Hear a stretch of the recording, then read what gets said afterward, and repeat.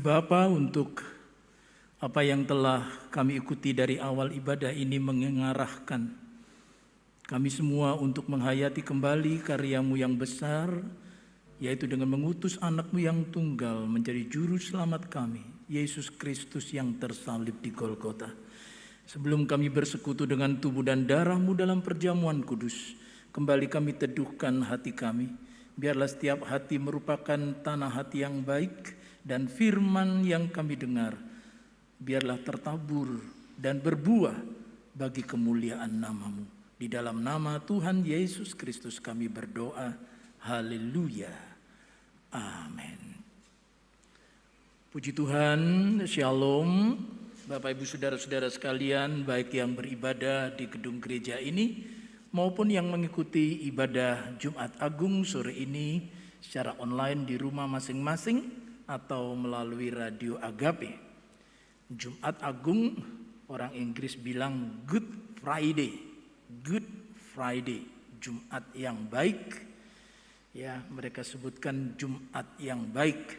Dan kebenaran firman Tuhan yang bersama-sama akan kita renungkan bertemakan peduli pada sesama. Apa kaitan antara karya Kristus di kayu salib dengan kepedulian terhadap sesama? Mari bersama-sama kita membuka Alkitab kita di dalam Injil Markus pasal yang ke-10 ayat yang ke-45. Injil Markus pasal 10 ayat 45 berbunyi demikian.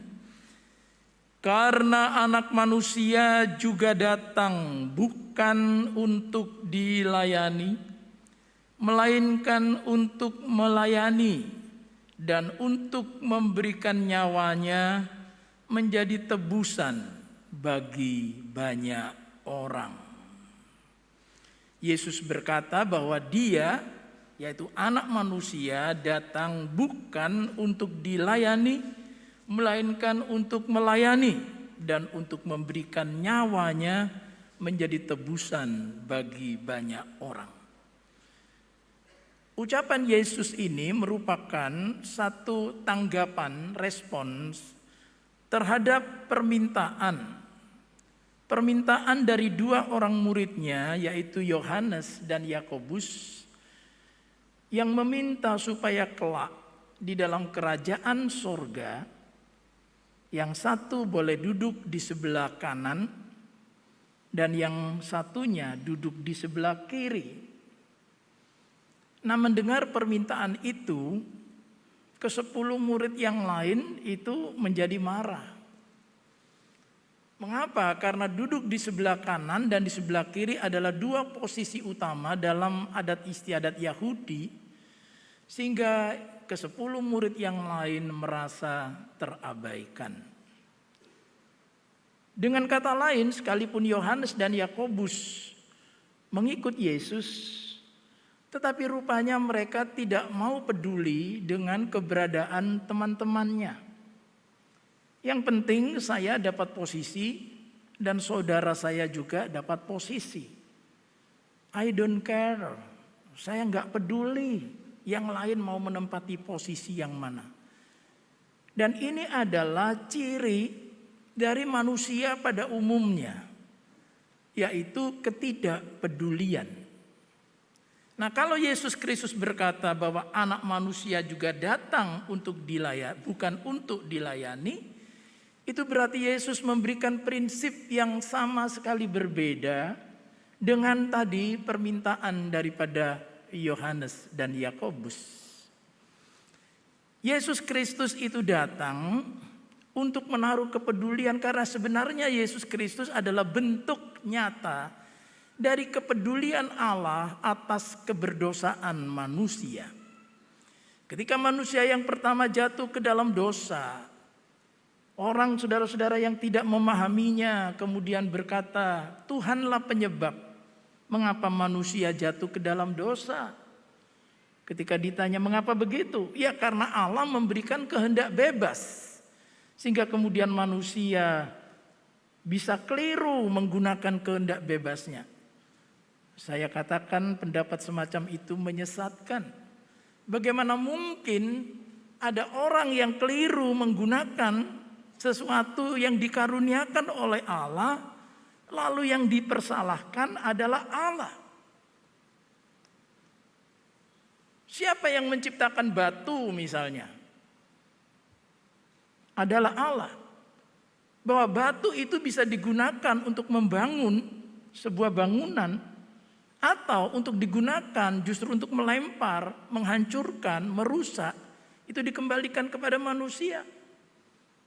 Bagaimana jika mungkin para pendemo membawa batu-batu dalam saku mereka, lalu kemudian melemparkannya untuk merusak? Salahkah yang menciptakan batu? Kalau sampai ada yang menyalahkan yang menciptakan batu itu karena orang itu menggunakan batu untuk merusak, itu pikiran yang menyesatkan. Dan sekarang itu begitu, ada manusia yang salah, manusia yang keliru, Tuhan yang dipersalahkan. Justru ketika manusia pertama jatuh ke dalam dosa, ada kepedulian Allah di situ. Ya, Allah mencari manusia yang berdosa. Hai Adam, di manakah engkau? Hai Adam, di manakah engkau? Dan sampai sekarang suara ini menggema, mencari orang-orang yang terhilang. Di mana? Di mana engkau Adam? Sehingga Yesus Kristus adalah bentuk nyata sebenarnya kepedulian Allah. Bukan kesalahan Allah ketika manusia berdosa. Justru ketika manusia berdosa Allah mencari untuk membawanya kembali kepada relationship, hubungan yang intim dengan Dia. Karena dikatakan di Taman Eden itu Allah berjalan-jalan. Artinya sebelumnya itu Allah memiliki satu relasi, hubungan yang sangat baik dengan manusia. Nah itulah sebabnya Allah menaruh kepedulian ini. Nah Bapak Ibu Saudara-saudara sekalian, kalau kita katakan Yesus Kristus adalah bentuk nyata kepedulian Allah atas manusia, maka kepedulian itu bentuknya itu adalah pengorbanan. Pengorbanan. Aku datang bukan untuk dilayani, melainkan untuk melayani dan menyerahkan nyawa. Kepedulian harus berpuncak kepada pengorbanan. Apa artinya kita mengatakan saya peduli terhadap kamu, tapi saya tidak mau mengorbankan sesuatu untuk kamu? Kita belajar di sini tentang kepedulian daripada Allah. Kalau Allah peduli terhadap manusia yang berdosa dan itu Ia nyatakan dengan mengutus anaknya yang tunggal sampai rela berkorban menyerahkan nyawanya menjadi tebusan, itulah kepedulian yang benar.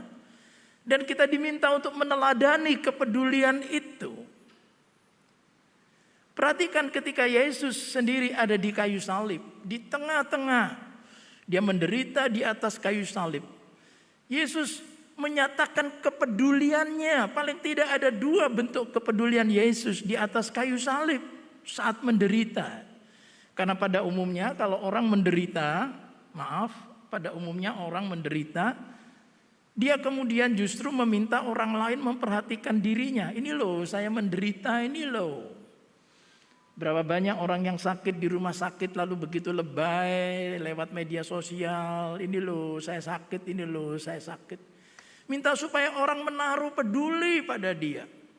Tetapi tidak demikian dengan Yesus. Justru ketika Ia menderita di atas kayu salib, Ia menaruh kepedulian besar. Yang pertama adalah kepedulian terhadap salah seorang yang disalib bersamanya. Seorang penyamun, seorang penjahat.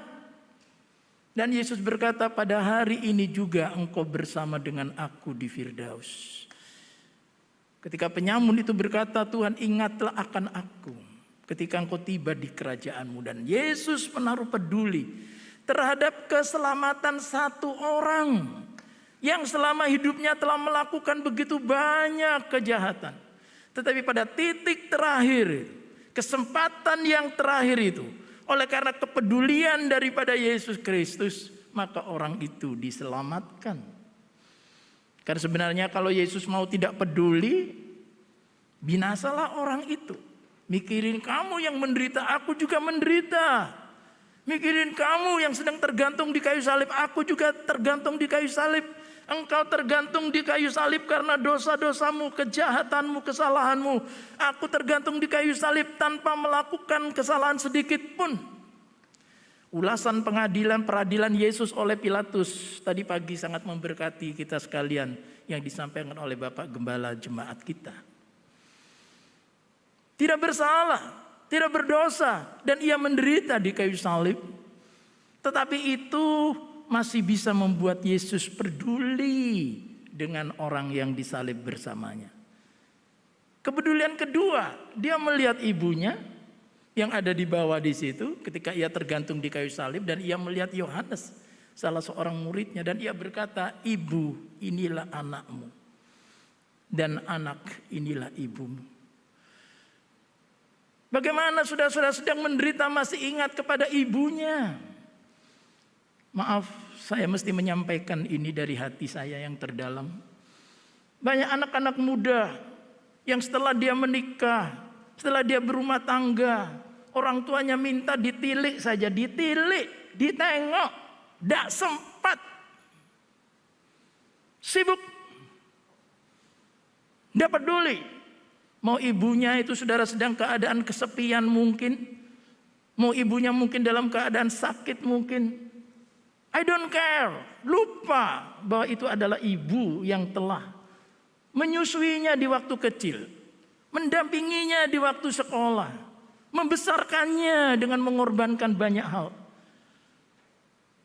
Kita harus meneladani Yesus. Yesus di tengah-tengah penderitaan masih ingat ibunya untuk menitipkannya kepada Yohanes. Tolong. Dan dikatakan sejak waktu itu murid itu menerima Maria. Bapak ibu saudara-saudara sekalian, kepedulian tidak hanya Yesus tunjukkan kepedulian terhadap penyamun penjahat itu.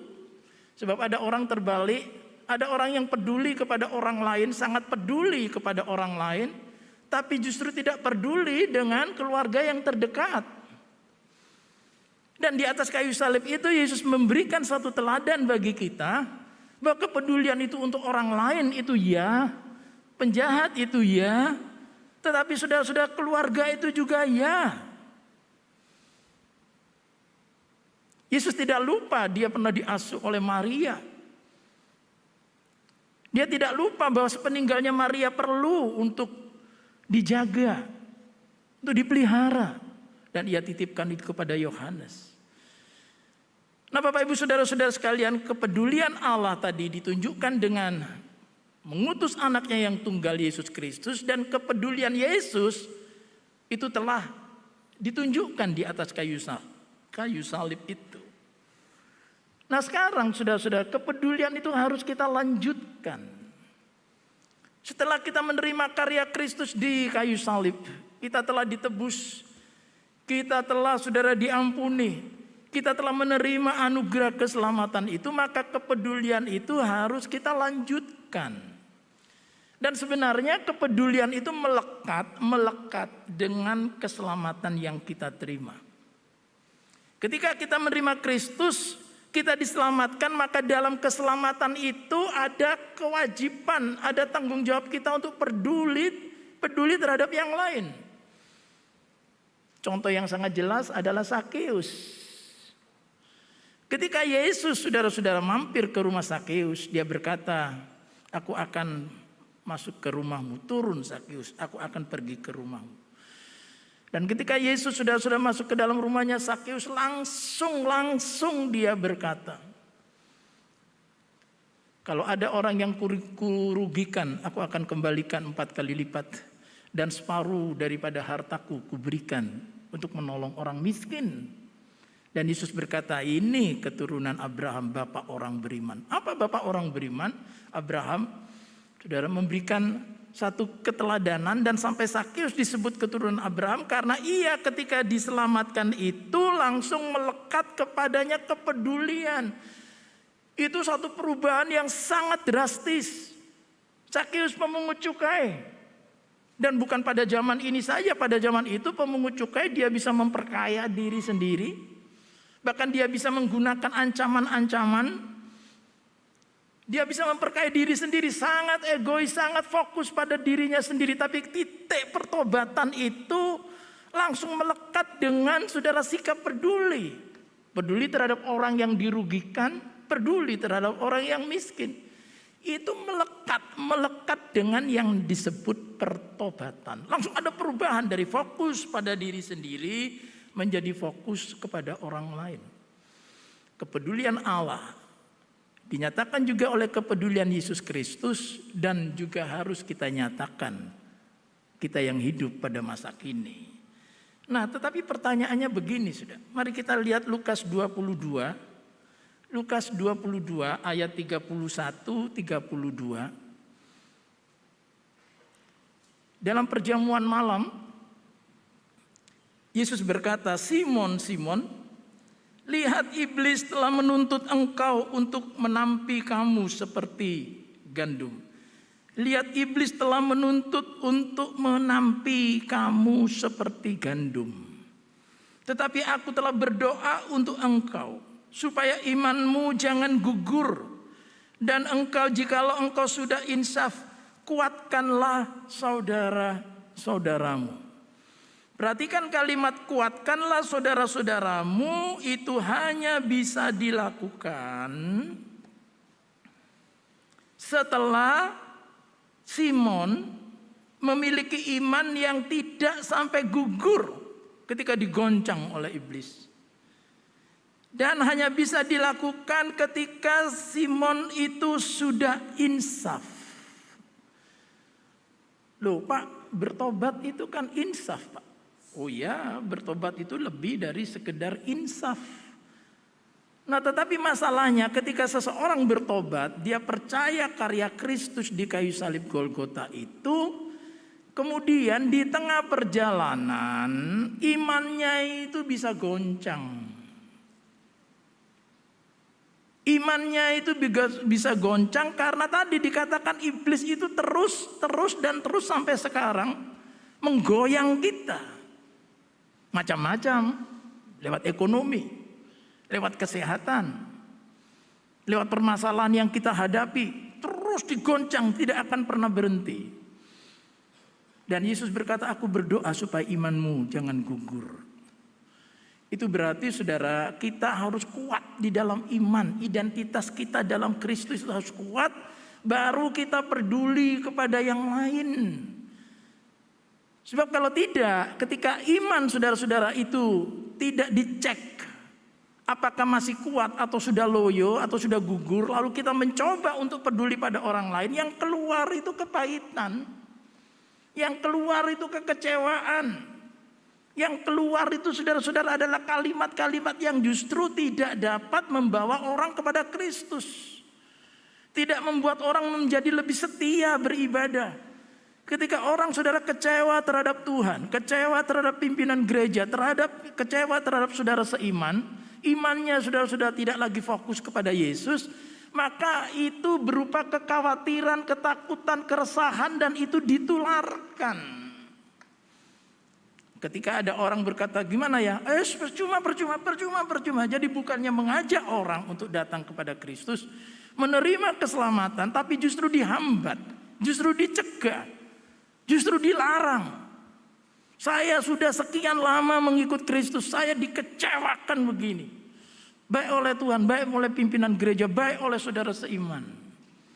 Itulah sebabnya iman itu jangan gugur. Iman itu harus tetap kuat. Sekali Yesus, tetap Yesus. Selamanya itu Yesus. Only Jesus, forever and ever.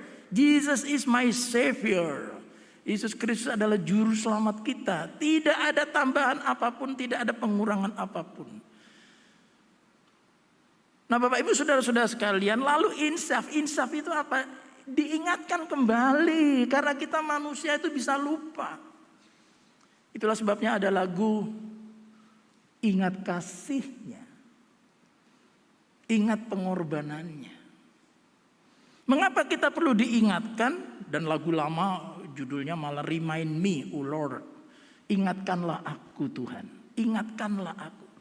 Insafkan aku bahwa ketika aku menerima Engkau sekian tahun yang lalu, Ketika pertama kali engkau mencari aku, mendapatkan aku, dan aku bertobat. Aku lahir baru. Waktu itu cintaku padamu begitu luar biasa.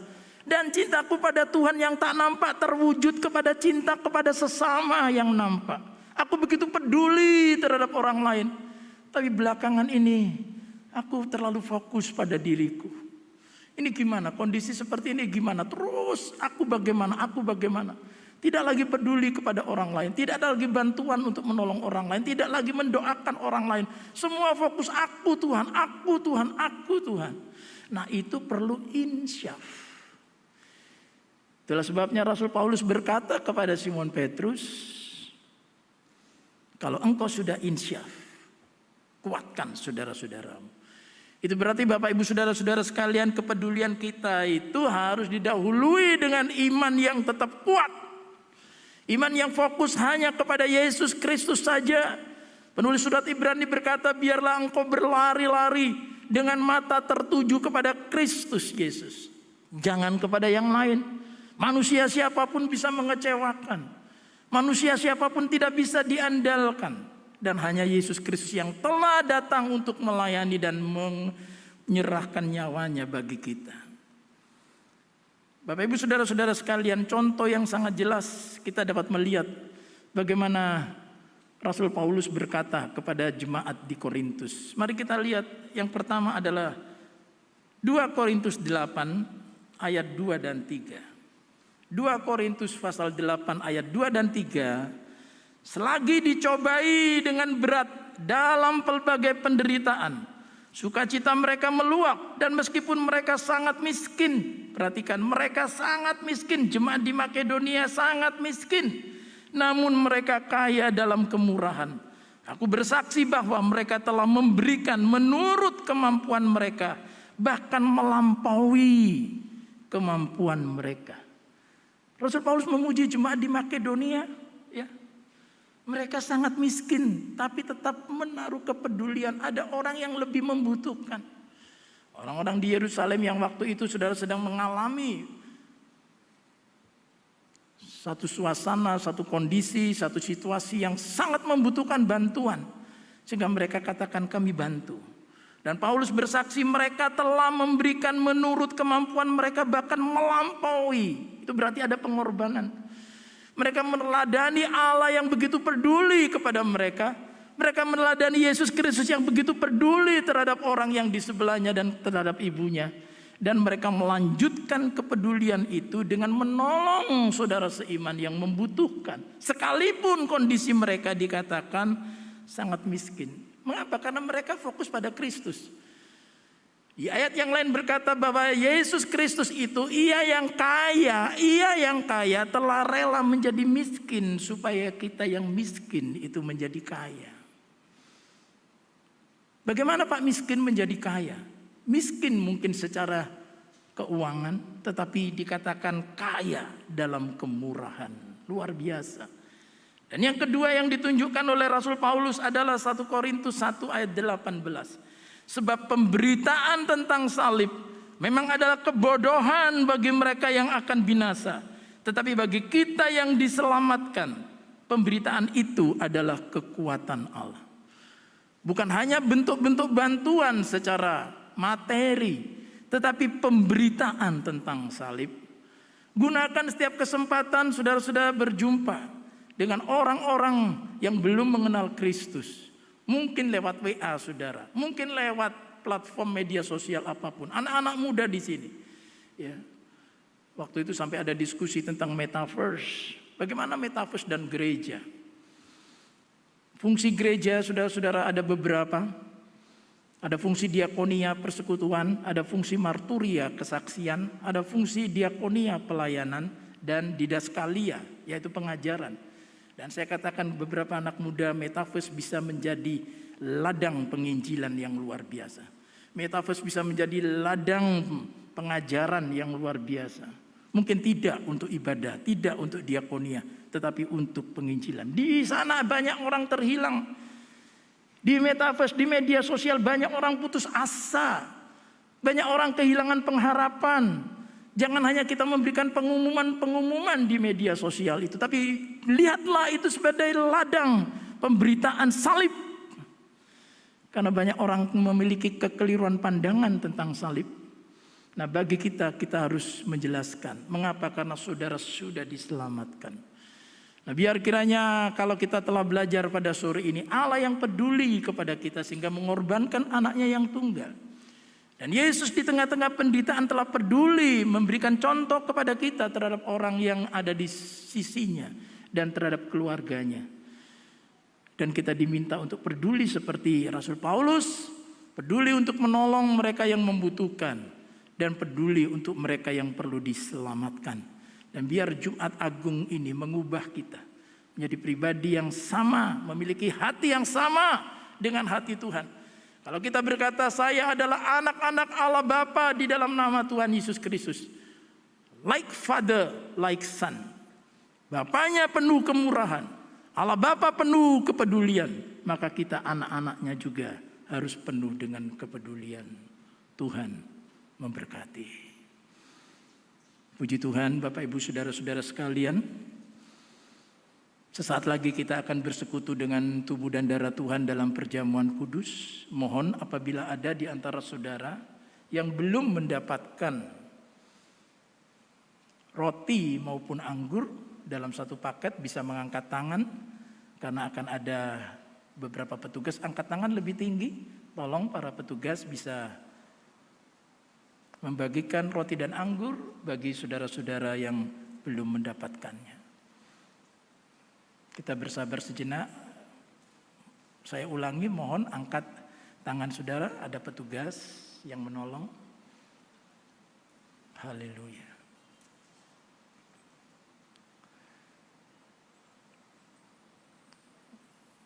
Siapa lagi? Angkat tangan lagi. Yang di sisi sebelah timur, semua sudah.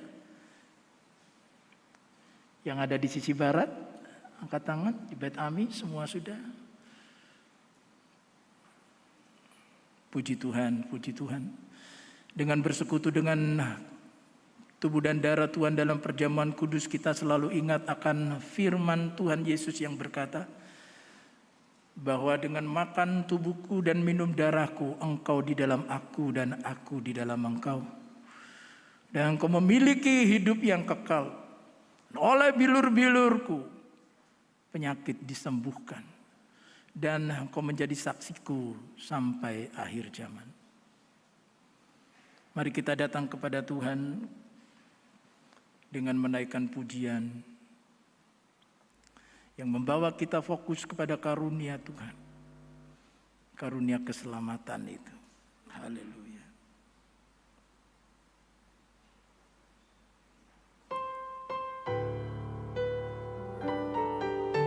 Begitu besar anugerahnya dalam hidup kita. Oh besar, besar anugerahnya. Ya besar, besar kuasanya.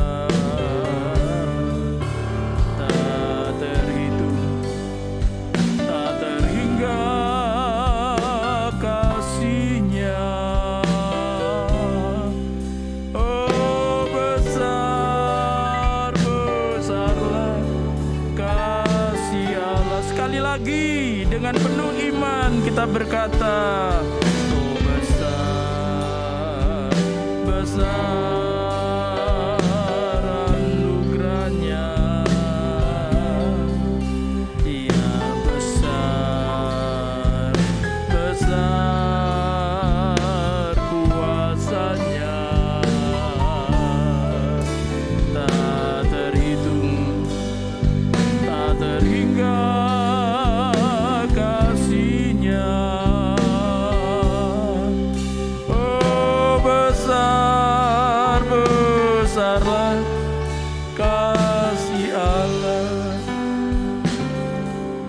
Kami datang kepadamu ya Bapa, kami berterima kasih.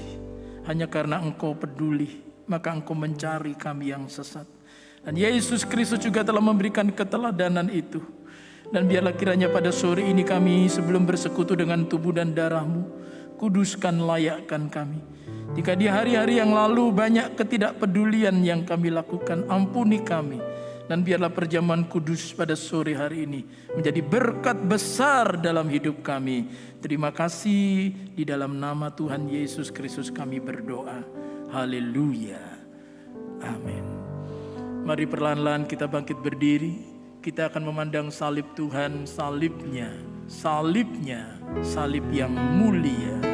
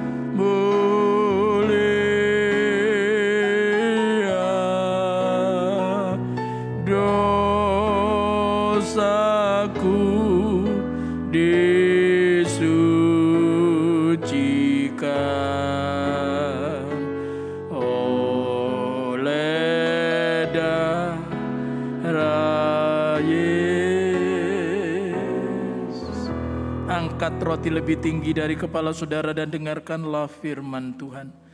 Bukankah roti yang telah dipecah-pecahkan ini adalah persekutuan dengan tubuh Kristus?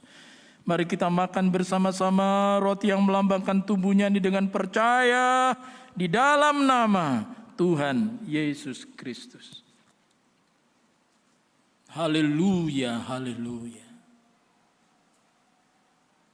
Angkat cawan lebih tinggi dari kepala saudara, pandang tangan dan kakinya yang berlobang paku. Pandang dengan iman kepalanya yang bermahkota duri dan lambungnya yang telah ditikam. Dari sana mengalir darah yang menghapus segala dosa kita. Dengarkanlah firman Tuhan. Bukankah cawan pengucapan syukur yang atasnya kita ucapkan syukur adalah persekutuan dengan darah Kristus? Mari bersama-sama kita minum cawan yang melambangkan darahnya dengan percaya di dalam nama Tuhan Yesus Kristus. Oh besar, besar. Haleluya, mulialah nama-Mu Tuhan, karena besar anugerah-Mu atas hidup kami.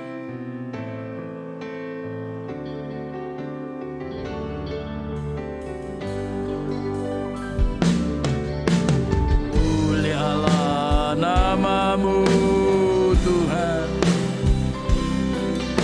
berkat-Mu atasku melimpah. Mulialah namamu Tuhan, Kau layak terima pujian tertinggi, sebab Kau layak sebab Kau layak terima pujian, sebab Kau layak.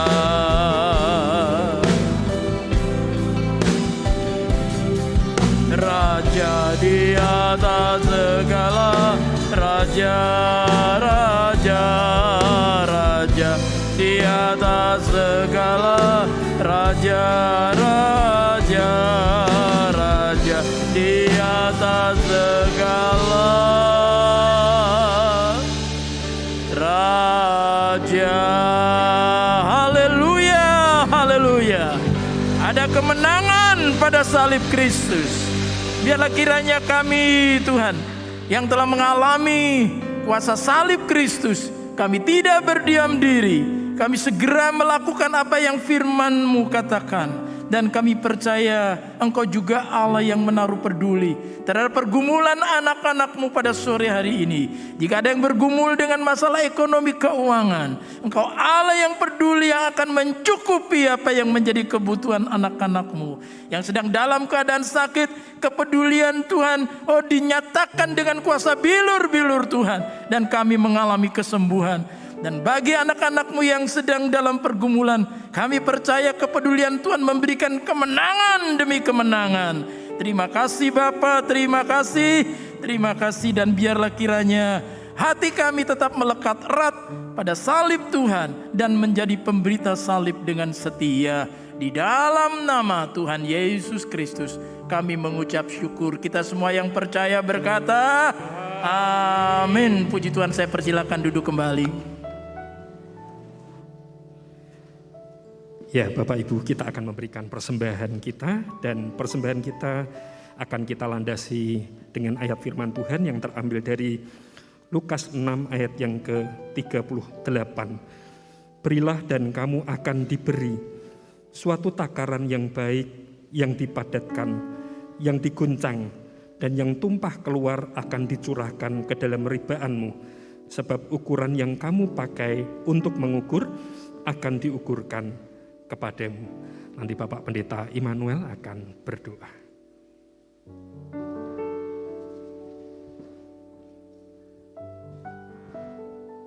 Kami bersyukur ya Tuhan, sore hari ini untuk kasih-Mu yang besar dan pengorbanan-Mu di atas kayu salib Golgota yang mengubahkan hidup kami dan bahkan menyelamatkan kami. Karena itu dengan penuh ucapan syukur kami sore hari ini kami mau mempersembahkan persembahan yang terbaik bagi Tuhan. Dengan penuh iman kami mau mempersembahkan persembahan ini. Biarlah persembahan yang kami persembahkan menjadi persembahan yang kudus, persembahan yang hidup, persembahan yang menyenangkan hati Tuhan. Terima kasih Tuhan. Kami berdoa di dalam nama Tuhan Yesus Kristus, kami mengucap syukur. Haleluya. Amin.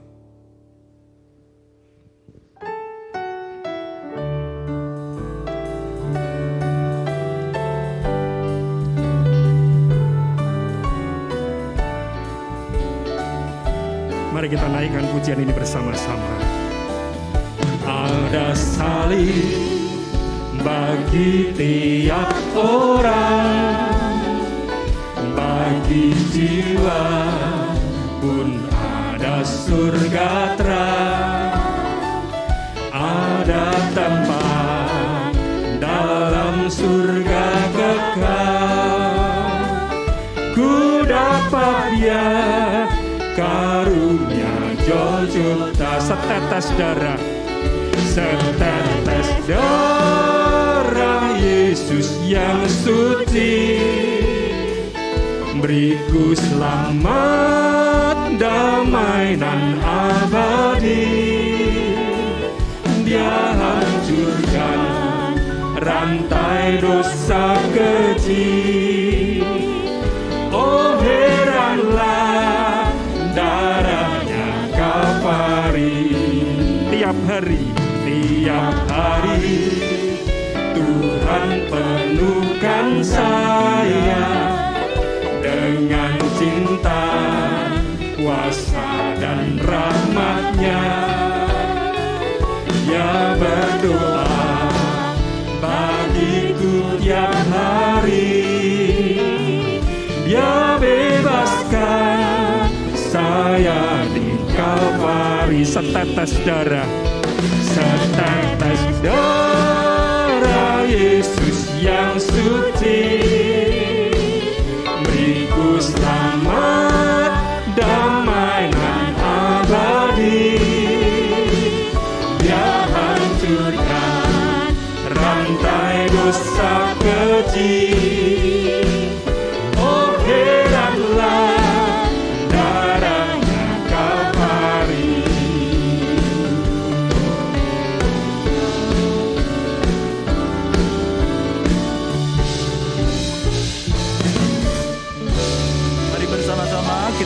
berdiri. Kami datang kepadamu Bapa, kami telah memberikan persembahan, biarlah kiranya seberapa yang telah kami persembahkan sungguh-sungguh berguna untuk pelebaran kerajaan Allah. Dan Tuhan memberkati kembali dengan limpah, karena kami diberkati untuk menjadi berkat. Dan sekarang kami sadarkan keberadaan kami sangat membutuhkan Engkau dalam hidup kami setiap hari. Itulah sebabnya kami mengangkat kedua tangan kami. Kami sungguh-sungguh mau mengandalkan Engkau saja. Saudara-saudara yang kekasih, setelah kita beribadah sekarang, terimalah berkat yang melimpah ruah, yang turun dari tata kasih Allah Bapa di dalam kuasa kemenangan dari Yesus Kristus yang telah tersalib di kayu salib bagi kita, serta persekutuan penghiburan oleh Roh Kudus menyertai saudara-saudara sekalian mulai sore hari ini sampai Maranatha. Yesus Kristus datang kembali dalam kemuliaannya. Haleluya. Amin.